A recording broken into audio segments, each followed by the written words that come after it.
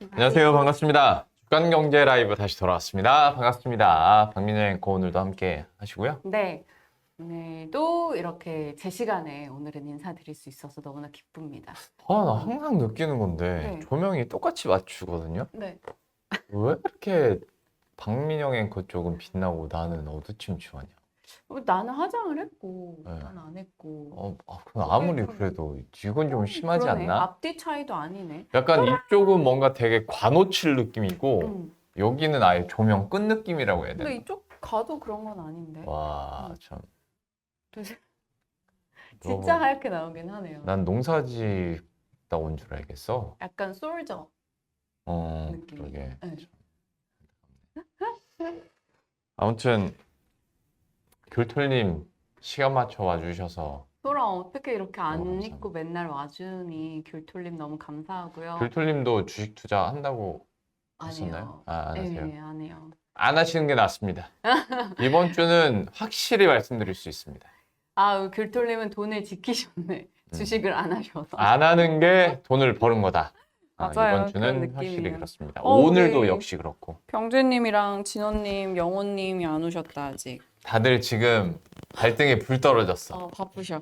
오늘 장도 만만치가 않습니다. 어제도 그랬더니 우리 파월 형님께서 또 한 건 하셨지. 그니까 이게 파월이 한 건을 한 건지 시장이 한 건을 한 건지. 나도 근데 약간 후자 쪽에 더 무게감이 있어요. 음. 파월 형님이 그렇다고 막 평소처럼 평소와 다르게 엄청 세게 한 것도 아니고 점도표가 전체적으로 다 올라간 것도 아니고 우리가 금리 인상 한 번 정도 더 하는 거 모르는 것도 아니었는데 야 정말 다이나믹하게 빠지더라고요. 생각보다 좀 격한 반응이 나왔습니다.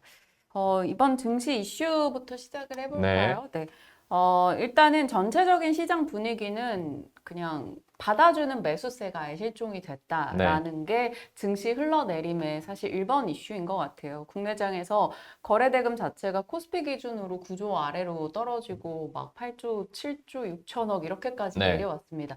어찌 보면 거래대금이 엄청나게 실리면서 떨어지는 그 투매가 아니라는 거에 일부 안도를 해야 되는 것인지. 근데 또 이게 정말 외국인 현선물 시장에서 매도세가 꾸준히 좀 대규모로 나오다 보니까 이게 악순환인 거잖아요. 맞아요. 외국인 선물 매도가 또 기관의 금융투자 매도를 자극해서 네. 매도가 매도를 부르고 그러고 있습니다. 그런데 그러다 보니까 뭔가 받쳐주는 주체가 하나라도 있으면 이렇게 줄줄 흘러내리진 않을 텐데 그 주체가 없기 때문에 매수세가 실종됐기 때문에 흔들림이 나오고요. 네. 외국인 기관도 그렇지만 사실 올해 상반기는 개인 수급이 좀 주체였죠. 그런데 이렇게 테마가 엄청나게 정신없이 돌면서 사고 팔고 하다가 손실을 본 투자자들이 서서히 증시를 떠나가고 있고 많은 분들이 2차 전지에 자금이 묶여 있습니다. 그렇지. 그리고 연휴 앞두고 어떻게 적극적으로 삽니까? 그렇죠. 그것도 있고 두산 로보틱스 IPO에 하루 만에 3조 5천억? 어제 60만 명이 몰려갔다. 여전히 이런 돈은 얘기니까. 많아. 그 정도로 이제 핫하게 그쪽으로 자금이 이동을 하다 보니까 또 지금은 좀 더더욱이나 시장에 돌 돈이 부족하고 그래서 시장이 뭐 주도 없는데 라는 맥락하에 같이 밀려나고 있습니다. 진원님 오셨다. 진원님 힘내십시오. 주식 투자하시는 분들 다 힘내십시오. 진원님은 근데 잘 하시는 것 같아요. 어제도 뭐 좋은 수익 나셨다고 하셨고. 진원님이야 이 산전수전을 다 겪으셨죠. 그리고 이미 해지 방도가 다 있으실 거 아니야? 그렇습니다. 오늘 아침에 명언을 하셨는데 꿀을 얻으려면 뭐 벌에 쏘이기도 하는데 그게 싫으면 영원히 꿀을 못 먹는다고. 야, 시장에 대한 뭔가 그냥 사 먹어야죠. 양봉을 하기에는 주식 시장이 너무 험악합니다. 그냥 사 드십시다. 이제 여기서 사 드시자는 건 결국 뭐 적금 이자 정도밖에 없겠지만 그렇습니다. 네. 참. 전체적인 시장 분위기고요. 시장이 이제 매크로 측면에서도 여러 가지 이슈들이 중요한데 1번은 그냥 인플레가 다시 부활했다라는 겁니다. 명확하게 유가 에너지 때문이겠죠. 에너지 물가가 올라가면서 CPI들도 뭐 기저효과가 사라진 영향도 있겠지만 그래도 이제 에너지 물가 때문에 CPI 이런 물가 데이터들이 올라가고 있고 지금 미국의 빅3 업체들이 파업했잖아요. 네. 그러면 이 어느 정도 조정을 한다 하더라도 임금이 올라가게 될 거고, 네. 그러면 임금 부담이 또 물가 부담으로 이어지고, 이 파업이 장기화되면 중고차부터 해서 자동차 가격이 또 올라갑니다. 이것도 다 물가 부담으로 연결되다 보니까 인플레 망령이 부활했고, 시장은 거기에 국채금리 급등으로 이제 반응을 합니다. 오늘 10년물 미국 국채금리가 4.5까지 찍었으니까 네. 16년 만에 최고치. 당연히 시장은 뭐 부담이 느낄 수밖에 없고요. 거기에다가 FOMC에서 한 번 동결이야. 다들 이번엔 동결하는 걸 예상을 했지만 코멘트가 어떨까 뭐 이 정도인데 차라리 말을 조금 세게 했으면 하루 이틀 제대로 소화하고 끝났을 것 같아. 근데 이제 FOMC 전도표 자체에서 내년도 인하 기대치를 낮췄다라는 거에서 조금의 부담을 느끼는 것 같습니다. FOMC 얘기를 좀 더 해보면, 이거를 제가 안 지우고 드렸네요. 저기 위에 1년 3개월 만에 금리 동결을 지워주셔야 되는데, 지금 즉각 가능합니까, PD님? 안 돼요. 안 돼요? 네. 죄송합니다. 저 1년 3개월 만에 금리 동결은 잘못 들어가 있는 그 줄인데, 죄송합니다. 저거 빼고 봐주시면 돼요. 실망스럽네요. 네, 기준금리. 미안합니다. 기준금리가 동결됐어요. 네. 예상했던 거죠. 작년에 금리를 엄청나게 빠른 속도로 올릴 때는 이 올라가는 속도가 부담이었고, 올해 들어서는 그래서 이제 최종금리가 어디쯤일까에 대한 그 수준에 대한 고민을 했다면, 이번 FOMC를 기점으로는 이 정도 높은 금리가 얼마나 오랫동안 유지될까를 고민하게 된 것 같아요. 이번에 점도표 중간값 추가 한 차례 인상 여지를 올해는 남겨뒀는데, 맨 마지막 줄에 내년도 금리 중간값을 상향했습니다. 이 말은 내년도에 우리가 생각했던 것보다 금리가 더 높은 수준에 있을 것이라는 거고, 그 말은 우리는 내년도에 뭐 예를 들어서 50bp 인하를 기대했는데 그보다는 인하폭이 적을 수 있다라는 것을 점도표를 통해서 이제 확인을 받은 거죠. 우리 점도표 준비한 거 있지 않아요? 보여주시죠. 네. 네, 저기서 두 번째 칸이 바로 내년도 칸입니다.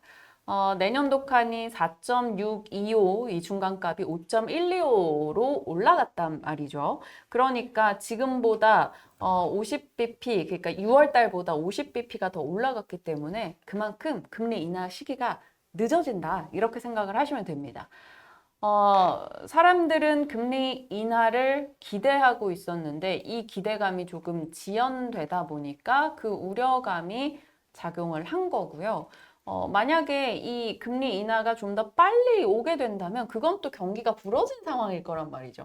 경기 침체가 왔기 때문에 또 서둘러 완화책을 쓰는 것이기 때문에 그래서 이번에는 이게 침체와 물가 그 사이에서 너무나 힘들다라는 느낌을 좀 받은 것 같아요. 아니 사실 근데 애초에 연준이 금리를 떨어뜨리려면 경기 침체로 인해서 그러니까 어쩔 수 없이 내리는 거밖에 없을 거야라는 게 이미 뭐 올해 초 작년 말서부터 있어 왔던 얘기고 근데 그게 좀 그 사이에 시장이 계속 스스로 기대감을 높인 거지. 내년 뭐 한 2분기에는 금리 인하하지 않겠어?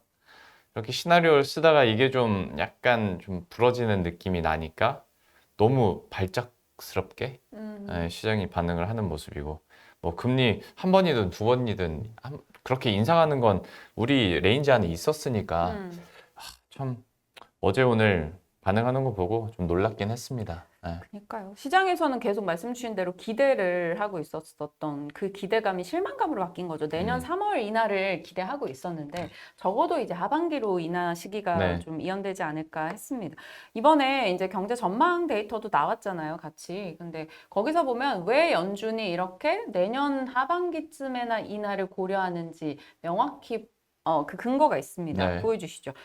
GDP 보시면 되는데 올해와 내년도 GDP 전망이 다 상향이 됐습니다. 한마디로 실업률은 낮아지고 GDP는 올라간다? 뭐 미국 경제가 좋다라는 거예요. 그러니까 이 강한 미국 경제를 믿고 일단 파월을 비롯한 연준은 가겠다라는 겁니다. 이번 파월의 발언이 나오면서 시장이 국채금리가 급등하고 이제 지수가 빠지는 흐름이 좀 더 격화됐는데 경제 연착륙 중요한데 그거보다 중요한 건 물가 제대로 못 잡아서 나중에 헛발하게 되는 거다. 물가 안정이 더 중요하다라며 또다시 물가가 우선이라는 점을 한 번 더 저희가 확인할 수 있었습니다. 네.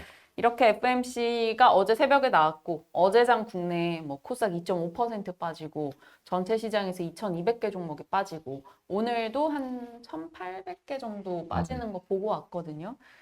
시장이 올해는 달이 거듭될수록 조금 어렵다라는 생각이 듭니다. 특히나 9월 달은 이제 코스닥이 정말 제대로 맞고 있어요. 9월 들어서만 코스닥이 7%가 빠졌습니다. 뭐 코스피는 연초에 강했다가 뜨문뜨문 좀 강하다가 쉬었다가 했는데 코스닥은 진짜 강한 시세를 이어오다가 갑작스럽게 토해내다 보니까 그 변동을 좀 크게 맞고 있습니다. 지금 시장에서 기다리는 건 뭐 금리가 안정되는 거랑 주도주 복귀일 텐데 주도주가 뭐 강력하게 복귀할 여건이 조금 아직은 어렵다. 반도체 가격에 대한 뭐 불신도 있고 가격이 일시적인 반등일 거다라는 얘기도 있고 AI에 대한 뭐 불신의 목소리도 나오고 인텔이 데이터 센터 재고 생각보다 안 준다 이렇게 해버리니까 막 하루 이틀 사이에 좋다는 뉴스 다 나왔다가 다음날 또 이랬다가 이러니까 장단 맞추기가 참 어려운 장이고요. 방금 말한 소재가 다 기대감으로 엄청 올랐던 똑같은 소재와 똑같은 뉴스잖아요. 근데 그거에 대해서 이제 경계감으로 바뀐 거죠. 그러게. 그리고 2차 전지도 2차 전지의 미래는 막 끝나지 않을 것 같은 그거였는데 갑작스럽게 이제 또 뭐 수출 데이터가 좀 꺾이네, 뭐 리튬 가격 하락하면 뭐 배터리 가격 다 떨어질 거네, 뭐 각종 우려의 목소리도 나옵니다. 그리고 어제 이제 영국에서 친환경에 대해서 조금 한 발 후퇴하는 소식이 들렸죠. 내연기관차 판매 기간을 뭐 이렇게 연장하겠다 이런 내용이었기 때문에 이런 것도 결국엔 전기차 모멘텀을 약화시키는 거 아니냐라는 지적 등이 나와서 조금 심리적으로는 압박되는 뉴스들이 많은 최근입니다. 이게 장이 빠지니까 불안을 갖다 붙이는 건지 그거에 대해서는 뭐 언제나 뭐 닭이 먼저인지 닭이 그렇죠. 먼저인지 알 수가 없죠. 저희가 이건 일주일에 한 번 하는 거다 보니까 뭐 말씀 못 드리는 포인트들도 참 많이 있긴 한데 이제 다른 방송에서는 얘기할 때 갑자기 지난주에 들려왔던 뉴스들 중에 공통 분모가 유럽 권역에서 자꾸 이제 그 전기차나 친환경차에 대해서 뭐 2030년 이후로는 아예 생산도 안 할 거야. 뭐 2025년 이후엔 규제 강화할 거야. 막 이런 얘기들에 대해서 다시 좀 여지를 열어놓는 발언들이 한 2, 3일 사이에 동시다발적으로 좀 나왔거든요. 하다 보니까 당연히 이거는 좀 악재일 수 있겠다 싶었는데 당장은 반영이 안 되다가 이렇게 악재성 약간 분위기가 확 모이다 보니까 그때 있었던 뉴스들까지 다 이제 적용을 하면서 급락이 나오고 있는 상황. 그래서 데일리 뉴스들을 저희가 계속 정리하는 게 어느 순간 그런 뉴스들이 모이는 시기가 있어요. 맞아요. 그러면 그게 시세 반영으로 여지없기 때문에 네, 쉽지 않아. 그게 언제 그렇게 시세 반영이 될지를 몰라가지고 참. 그치.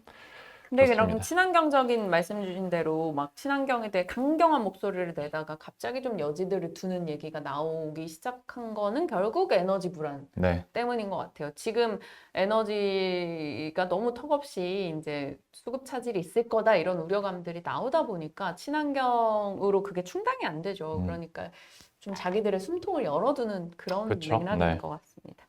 자, 이번 주에 중앙은행들 소식이 참 많은 주간이었어요. 다 지나가고 이제 곧 점심때 나오겠네요. BOJ 결과만 나올 건데 FMC, 뭐 스위스, 영국, 튀르키예, 노르웨이, 스웨덴까지 금리 결정이 1박 2일 사이에 있었습니다. FMC는 뭐 앞서 전해드렸고 스위스도 이번에 동결했는데 여기는 CPI가 1.6이야. 잘 잡혔어. 근데 12월에 또 한 번 인상 여지 있다. 이렇게 여기서도 좀 매파적 동결 발언 나왔고 영국은 올릴 걸로 봤는데 깜짝 동결을 했습니다. 너무 가파르게 저 위에 보이는 차트가 영국의 기준금리인데 너무 가파르게 올라가긴 했었어요. 그러다 보니까 경기 타격이 좀 나오고 그래서 이번에는 우선은 경기 좀 보겠다라는 목소리로 냈습니다. 그러니까 동결할 것 같을 때는 깜짝 인상하더니. 문제는 이제 튀르키예요. 와, 튀르키 좀 살벌하네. 이번에 CPI 58.9%. 그게 저게 그나마 이제 작년에 CPI가 80%가 넘었어. 네네. 그러고 지난달에 이제 40%대로 떨어졌다가 이번에 58%로 다시 올라간 거야. 그때 얘네도 인플레가 또 부활한다 이래가지고 금리를 또 강하게 올린 건데 와, 넉 달 사이에 무려 21.5%포인트를 올렸습니다. 엄청나게 강하게 올려가고 있는데, 튀르키예는 뭐 이 흐름은 사실 글로벌 흐름과는 맥락이 좀 통일되진 않으니까 그냥 지켜보시고요. 노르웨이, 스웨덴은 그냥 25bp 예상했던 대로입니다. 문제는 이제 일본인데, 일본이 이번에 뭔가 액션을 취하기에는 불과 2개월 전에 YCC 폭을 살짝 늘렸기 때문에 이번에는 어떤 액션은 없을 수 있다라는 게 다수인데 그래도 우에다 총재가 이제 YCC 정책 방향에 대해서 어떤 코멘트를 하는가는 지켜보자라는 게 시장의 시각이죠. 여기서 나오는 이야기가 또 엔화 움직임에 영향을 줄 수 있기 때문에 그 부분을 염두에 두고 오늘 장중에 확인하시길 바랍니다. 일단 일본은 특히 10월 이후의 흐름들은 계속 잘 보셨으면 좋겠어요. 인플레 압력이 여기서도 이제 조금씩 발견이 되다 보면 통화 정책도 속도가 또 좀 달라질 수 있거든요. 일단 방향은 틀었으니까 속도가 어떻게 이제 가팔라지거나 통화 정책의 흐름이 좀 변화할지는 10월 이후부터는 꼭 일본 증시나 일본 통화 정책도 좀 쫓아가셨으면 좋겠고 네. 쉽지 않았던 글로벌 경제 환경들 그리고 증시 이슈들 이렇게 살펴봤습니다. 경제 이슈도 바로 넘어가 보도록 하죠. 네, 경제 이슈는 러시아 관련한 소식입니다. 네. 참 러시아 참. 너무 힘들게. 네. 지금 안 그래도 다 에너지 물가 올라가고 CPI 뭐 부담되고 이러고 있는 상황에 지금 러시아가 옳다구나 요때다 하고 본인 자국의 공급 안정을 위해서 경유 등의 수출 금지를 일시적으로 하겠다라고 어젯밤에 소식이 전달이 됐습니다. 지난번에 천연가스도 꼭 결정적일 때 그러더니. 뭐 이들 입장에서 그렇게 본인들은 정치적으로 써먹을 건 그렇죠. 써먹으니까. 글로벌 연료 시장에 당연히 영향이 있었고요. 뭐 미국은 안 그랬는데 유럽에서 이제 영국 천연가스, 유럽권 천연가스 데이터들이 다 올라갔습니다. 러시아는 말씀 주신 대로 이 에너지 갑질을 언제든 할 타이밍만 노리고 있기 때문에 또 이제 추워집니다. 추워지면 이런 에너지들이 더 귀해지는 시기다 보니까 맞아요. 요걸 가지고 러시아가 어떻게 옥죄고 풀고를 하는가가 앞으로 또 나름 인플레에도 정세에도 좀 영향을 주지 않을까 싶으니까 네. 이 뉴스도 이제 증시 대응을 하시는 분들이면 체크하시고요. 사실 그게 아니더라도 좀 상식적인 측면에서도 알아두면 좋은 내용이죠. 또 하나가 놀라웠던 게 이게 어느새 이렇게까지 상황이 그랬구나라고 느낀 게 폴란드랑 우크라이나 사이가 틀어진 겁니다. 네. 폴란드가 우크라이나에 전쟁이 났을 때 바로 옆에서 가장 먼저 우크라이나를 지원하고 막 넘어오는 난민자들을 다 막 다독이고 했었잖아요, 전쟁 난민들을. 근데 폴란드가 우크라이나한테 우리가 이제 무기 안 줄 거야라고 강경한 입장을 취했습니다. 왜인가 들여다보면 그동안 이제 러시아로 곡물 수출이 막혀 있었던 우크라이나를 좀 숨통 트이게 해주려고 뭐 동유럽 이런 데에서 다 우크라이나에 이제 곡물들을 받았던 거죠. 그러면서 그쪽의 곡물 가격들이 폭락합니다. 그러니까 당연히 그 자국민들, 그 동유럽 국가나 뭐 이런 유럽 국가들의 자국민들, 농민들은 불만이 터져 나올 수밖에 없고 시위도 꽤 많았습니다. 그래서 EU 측에서 폴란드, 헝가리, 슬로바키아, 불가리아, 루마니아 여기는 우크라이나 농산물 수입을 금지시켰었다가 이번에 15일에 그거를 해제했어요. 그런데 이번에 폴란드랑 헝가리, 슬로바키아가 우리는 그래도 이 금수 조치를 더 연장하겠다라고 했습니다. 그러니까 우크라이나 측에서는 그것을 또 WTO에다가 제소를 해버립니다. 너네가 그렇게 하는 것은 곡물로 스릴러를 만드는 거다. 러시아 배우 무대 깔아주는 거고 정치 극장판은 러시아 돕는 거밖에 안 된다라고 얘기하니까 폴란드는 우리가 니네한테 해준 게 있는데 어떻게 이거 금수 조치했다고 니네가 WTO에 제소를 하냐 하면서 열받아가지고 우리 자국민들 살리는 게 먼저다라는 뉘앙스로 이제 나온 거야. 그러니까 영국의 그 순핵 총리도 그렇고 뭐 폴란드도 그렇고 다 지금 본인들 살아야 되니까 약간 그 우크라 지원이라던가 뭐 기존에 가는 길들을 좀 우회하고 있어요. 그래서 러시아 입장에서는 얘들 봐라. 얘들 막 단합해서 우리 제재하고 우크라이나 지원하더니 슬슬 좀 안 하네? 못 하겠네? 뭐 틀어지네? 이런 걸 본 거지. 그러면 이제 전쟁이 장기화될 여지가 생긴다라고 이번에 G7 정상들 모였을 때 고위 관료급에서 뭐 전쟁 6년 정도 이상 더 갈 거다. 뭐 이런 얘기도 나왔었습니다. 뭐 이런 불안이 지정학적 리스크가 고조되고 있다라는 것도 우리가 꼭 알아둬야 되는 내용인 거죠. 우크라이나와 러시아 전쟁 그 사태 이후에 많은 사람들이 정치적으로 어느 라인과 줄을 설지 나라들이 결정을 했고 지원을 하는 나라는 생겼잖아요. 그러다가 이제 길어지니까 또 자국의 이익을 생각해야 될 때가 있으니 그 자국의 이익 때문에 많은 나라들이 정책적인 변화를 또 가져왔고 우리나라도 분명히 그 타이밍을 잘 잡아야 될 텐데 우리는 아직 이제 우크라이나 지원 쪽으로도 계속 얘기를 하고 있는 상황이니까 한번 봅시다. 우리나라도 어떻게 좀 변화를 가져가야 될지. 일단 폴란드와 우크라이나와의 관계는 많이 안 좋은 것 같습니다. 살짝 네. 나빠지고 있습니다. 자, 생활 경제인데 제가 그냥 라포 경제라고 제가 그냥 이름을 붙였어요.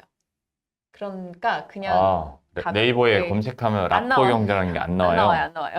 난 내가 모르는 그런 개념인 줄 알았더니 그냥 이게 사람과 사람 사이에 생기는 상호 신뢰 이런 것들을 라포르 혹은 레포, 라뽀라고 표현을 하는데 심리학 용어입니다. 정신과 의사랑 환자 간의 라포가 형성되어야 한다 이런 얘기가 이제 많죠. 한마디로 그냥 마음의 유대, 뭐 공감대 형성 이런 거가 되겠습니다. 진짜 없네요. 이런 라포 그만 찾아보시죠. 네. 이런 관심과 공간에서 다져지는 관계가 소비를 더 자극할 수 있다라는 것에서 그냥 표현을 해보고자 라포 경제라고 표현을 했는데 뭐 달리 생각을 해본다면 그냥 팬덤 경제라고 생각하면 될 것 같아요. 2020년부터 국내 뭐 몇 대 트렌드 꼽으세요 하면 많은 분들이 팬덤 경제, 뭐 팬클럽 경제 이런 코멘트를 할 정도입니다. 스리생에서 들어보셨대요. 맞아요, 진원님. 이런 팬덤 경제, 그냥 내가 좋아하는 어떤 사람에 대한 팬심으로 그 사람과 소통을 주고받다가 그 사람의 라이프와 그 사람의 선택을 같이 공감하면서 그 길을 함께 가고자 하는 거죠. BTS와 아미의 관계네요. 뭐 그렇죠. 그리고 뭐 셀럽들도 표현이 되겠지만 국내에서든 세계에서든 지금 가장 핫한 인물들이 바로 인플루언서지 않습니까? 네.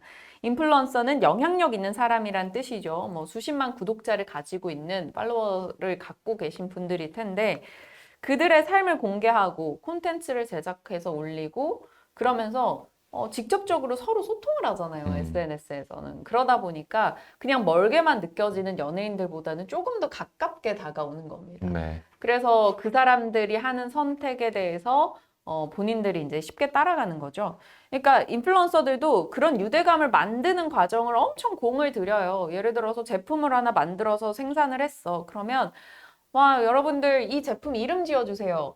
이렇게 해서 올려. 그러면은 많은 분들이 막 아이디어를 공모해. 그럼 거기서 이름이 나와. 그리고 뭐 그러면 이거 패키지를 어떻게 해볼까요? 무슨 색이 제일 예뻐 보여요? 반응 주세요. 그러면 뭐 다 베이지요. 뭐 이러면 베이지 생산량은 뭐 2배로. 뭐 이런 식으로 막 실시간으로 소통하면서 하다 보니까 이제 소비하는 사람들 입장에서는 우리가 같이 이걸 만들어가는 느낌이 드는 거야. 그럼 사야 돼. 그렇지. 그러면 사야 되는 그런 게 거지. 있어. 그리고 물론 좋지 않은 이제 행동을 하는 SNS 인플루언서들도 있지만 저도 보면 아기 때부터 같이 이렇게 비슷한 계월수로 아이를 키워와서 활동하는 인플루언서들이 있어요. 그럼 그 사람들이 자기 아들에게 그걸 먹이고 있대. 그러면 영양제 좋은 거 같잖아. 그러면 나도 막 이거 정말 좋아요? 그러면서 막 대화하다가 사. 그게 다 그런가 봐. 우리 와이프도 그러더라고요. 그래서 되게 생각보다 유대감이 되게 깊더라. 맞아, 맞아. 같이 그게 있어. 그리고 그 어. 사람이 내 거에 또 댓글을 달아주고 이러니까 뭔가 그 공감대가 형성이 되는 것 같아요. 근데 사실 우리가 어떤 물건이 나왔을 때 A 채널, B 채널이야. 내가 뭔가를 뭐 이 물을 판다고 쳐. 내가 뭐 1,000원, 오빠가 950원을 팔아. 그러면 사람들 당연히 여기 가서 사겠지. 그렇죠. 그런데 이 공감대가 형성이 되고 마음의 유대감이 있으면 그냥 이걸 잘 안 찾아보게 되는 것 같아. 그냥 이 사람이 어련히 좋은 걸 알아서 잘 갖고 왔을까? 뭐 어련히 나름의 할인을 잘 갖고 왔을까? 이렇게 생각하게 되면서 이탈률이 적어진다 그래야 되나? 맞아. 그리고 이제 1,000원과 950원 얘기를 해줬는데 이게 예전에는 이제 이 방식이었지만 지금은 어떤 대기업들도 그냥 뭐 오픈마켓에다 하느니 인플루언서 이용해서 마케팅을 하겠다라고 하니까 예전에는 진짜로 1,000원과 950원이었는데 지금 완전히 바뀌어서 맞아. 오히려 인플루언서 더 통하는 싸. 게 더 싸. 어. 여기가 800원, 950원이 돼버린 꼴이 음. 된 상황들. 그러니까 뭐 사는 사람 입장에서는 좋고 이제 기업 입장에서는 그래서 그렇게 마케팅을 활용해야 되는 거죠. 기업 입장에서는 유명한 셀럽이나 엄청 유명한 모델들을 쓰는 것보다는 또 돈이 적게 들어. 그렇지. 그러니까 서로 간에 조금 윈윈이 되는 그런 느낌은 있습니다. 그리고 말한 것처럼 TV 광고로는 줄 수 없는 그 개인적 유대감을 주니까 맞아. 여러모로 윈윈이죠. 시장 조사 기관 스태티스타 조사 이게 표를 이제 중앙일보에서 올린 걸 봤거든요. 보여주세요. 전 세계 주요 기업 마케팅 예산 중에 인플루언서 마케팅 예산 비중이 어마어마합니다. 40% 이상이나 쓰는 기업이 23%나 된다라고 하고 전 세계 인플루언서 마케팅 규모도 보시면 2016년도가 17억 원이었는데 지금은 뭐 211억 원 정도 된다라고 하니까 억 원이 아니라 달러. 211억 달러 정도 된다고 하니까 깜짝 놀랐네요. 어마어마한 거죠. 사실 기업들도 지금 신세계 면세점 쪽에서도 이번에 그랬다고 하더라고. 유명 모델 안 쓰고 전부 다 인플루언서로 다 마케팅을 했다. 그렇게 아예 이제 유명 셀럽을 안 쓰고 인플루언서로만 쓰는 것을 좀 그런 기업이 많아지고 있다는 얘기가 나옵니다. 유튜브 채널 5만 명 넘었을 때 여기 더 박차를 가했어야 됐는데 못하고 있네. 그만 아쉬움을 떨쳐내시죠. 아쉽네요. 제가 뭐 팔면 살 거예요? 저요? 네. 건강기능식품. 내 몸 건사도 못하는데 건강기능식품이요? 그러니까 그런 사람이 건강기능식품을 팔 정도면 이제 몸이 많이 허해졌고 자기가 얼마나 알아보고 샀겠어라는 생각이 좀 들죠. 워낙 꼼꼼하고 막 성분 이런 것도 잘 따질 수 있을 것 같아서. 제가 뭐 팔면 사실 거예요? 안 사요. 한 2주 정도 생각해보고 알았어요. 2주 뒤에 명절 지나고 얘기해 주시길 바랍니다. 이렇게 대뜸 뭘 사지? 뷰티라고 얘기를 해야죠. 이렇게 센스 없는 아니야. 사람. 뷰티? 아니야. 뷰티는 왜냐면 박앤코야 워낙 수수한 편이잖아요. 이 업권에서는. 그러니까 제가 뷰티 쪽으로는 별로. 자신 있게 얘기할 수 있는데 경제방송 모든 업계에서 화장을 가장 적게 하는 여 앵커가 저일 맞아요. 거라고 제가 자부합니다. 저는 그건 그죠? 동의합니다. 저는 최대한 분장실 가서 얇게 깔아주세요. 얇게 그려주세요. 쉐딩하지 말아주세요. 이걸 하는데 이게 얼굴에 대한 자신감이 있고 이런 게 아니라 제가 답답해요. 그래서 방송 끝나면 눈썹 다 떼고 막 속눈썹 맞아. 붙인 거 떼고 이러는데 그냥 10년 지나고 알았어요. 내 얼굴이 예쁘다고 날 더 봐주고 막 그러진 않는다라는 걸. 갑자기 자기 고백이에요? 왜? 좀 숙연해지게. 그렇게 말하면 내가 놀릴 수가 없잖아요. 아니 뭐 사실이에요. 제가 뭐 엄청 외모를 이렇게 승부할 만한 그 정도 그 외모. 박앵커가 막 어떤 엄청난 막 무력이 있거나 그러진 않아가지고 딱히 뭘 팔면 살까라는 느낌이 빡 안 오네. 그러니까. 네, 고민 좀 해보세요. 알겠습니다.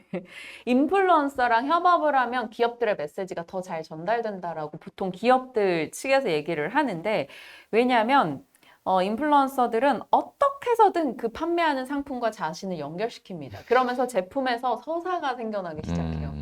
우리 아이가 첫째 때는 제가 이런 발달에 도움되는 걸 몰라서 못 해줬어요. 그런데 아이들은 많이 기면 건강에 좋대요. 라면서 뭐 예를 들어서 뭐 매트를 판매하기 시작한다던가 이런 식으로 해서 둘째 때 그런 매트류 공구가 들어오고 뭐 이런 식으로. 근데 그렇게 보다 보면 당연히 원래도 필요한데 뭔가 그런 그의 감정적인 서사에 더 공감하게 돼서 같이 또 이렇게 사게 되는 그런 현상이 생기죠.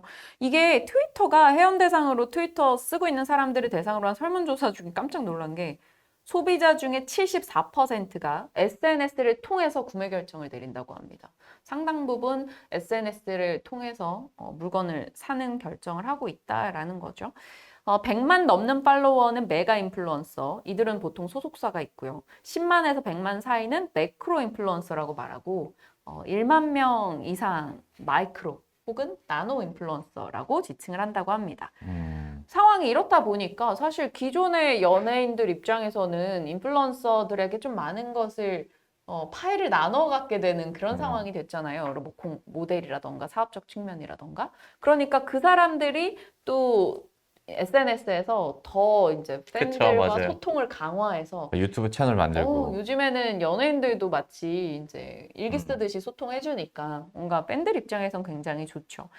요거 보고 놀랐던 게 블랙핑크 제니가 SNS에 사진 한 장 올리는 그 경제적 가치가 한 장당 28억 원이라고 케빈 클라인에서 이번에 얘기해서 언론 보도가 되기도 했습니다.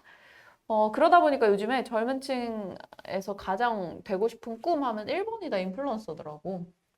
그러니까 그런 걸 보고 자라왔기 때문에 당연히 이제 뭐 그게 직업적 1순위가 될 수밖에 없는데 이것은 워낙 긍정적인 것만 노출된 거고요. 부정적인 것도 많습니다.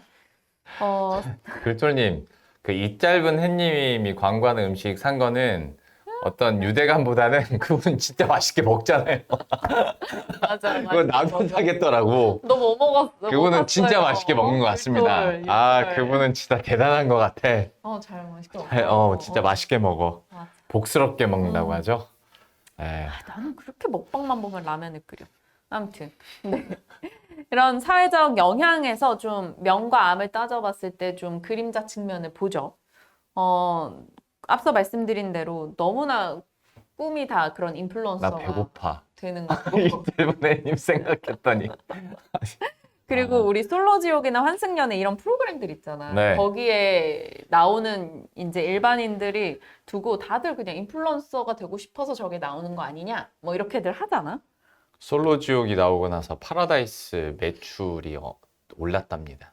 특히 이 그럴만하지. 고가형, 그러니까 그 VIP까지는 아니어도 수영장 있는 스위트룸까지는 거? 아니어도 거기는 너무 한 2, 3천만 원 한다니까 비싸. 1박에. 근데 약간 좀 더 좋은 방에 대한 매출이 늘었다고 하더라고요. 지금 파라다이스 시티 좋지. 가서 놀기도 좋고. 애기도 있고. 아무튼 이런 식으로 거기 나갔다 와서 막 수백만 팔로워가 생기는 사람들도 있으니까 그런 채널도 많아지고 거기에 출연하고자 하는 욕구들도 강해지고 그런데 이게 어찌 보면 누구나 이제 뭐 공정한 경쟁을 통해 열심히 피드 올려서 이렇게 인플루언서가 될 수 있을 것 같이 느껴지지만 정작 인플루언서들 지금 막 슈퍼 인플루언서들은 자기들끼리 협업을 하고 계속해서 뭐 좋은 공간에 대여해서 본인들끼리 가서 찍어 올리고 이렇게 하다 보니까 팔로워 응집이 그쪽으로만 더 강화되고 이게 뭐 누구는 인플루언서가 돈을 엄청 잘 벌지만 SNS를 아무리 해도 절대 돈을 못 버는 사람들도 있단 말이야. 제 얘기 자꾸 해서 죄송합니다만 저 오만이잖아요. 잘 모르시는 분들이 보면 나한테 진짜로 진지하게 물어봐. 회사 왜 다녀? 어, 5만, 여러분 5만 명이라고. 회사 왜 다녀? 당신 돈 많이 벌잖아. 5만 명은 아무것도 아니에요, 여러분. 조회수가 그리고 잘 나야지 구독자 수는 아무것도 아닙니다. 맞아요. 조회수가 중요하긴 하죠. 아, 여러분 더 한 번이라도 봐주시길 바랍니다. 주간경제 라이브.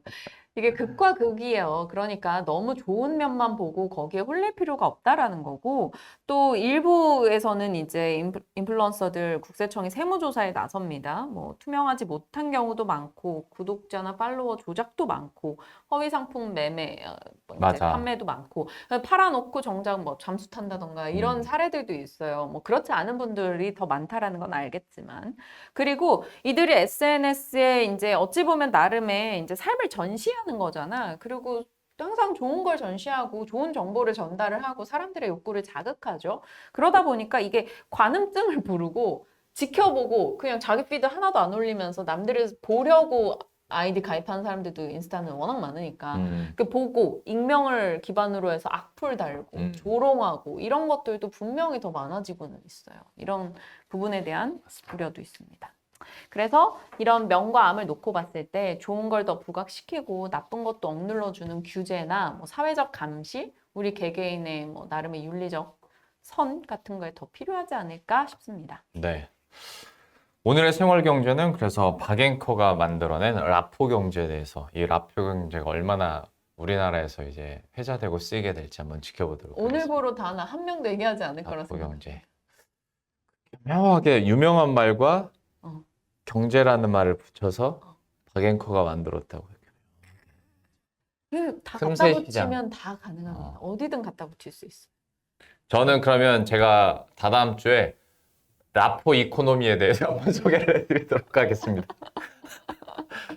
앞에가 라포인데 뒤에도 영어로 해줘야지. 저는 제가 우리나라 최초로 라포 이코노미에 대해서 한번 말씀드리도록 하겠습니다. 여기 받아가지고 스틸 경제라고 남의 것을 숟가락 얹고 훔치고 이런 시장이 커지고 있다라는 맞아, 거죠. 맞아. 그런 것도 보면. 그러니까 저는 그러면 스틸 이코노미로 다시. 이상한 소리 그만하고. 네. 다음 주에는 저희가 추석연이어가지고 없잖아요. 왜요? 네? 안 하실 거예요? 하셔도 돼요. 비밀번호 가르쳐 드릴게요. 하세요. 하셔도 되고. 집에서 제가 약간 전 부치면서 명절에 경제적인 효과 이런 것도 좀 해도 돼요.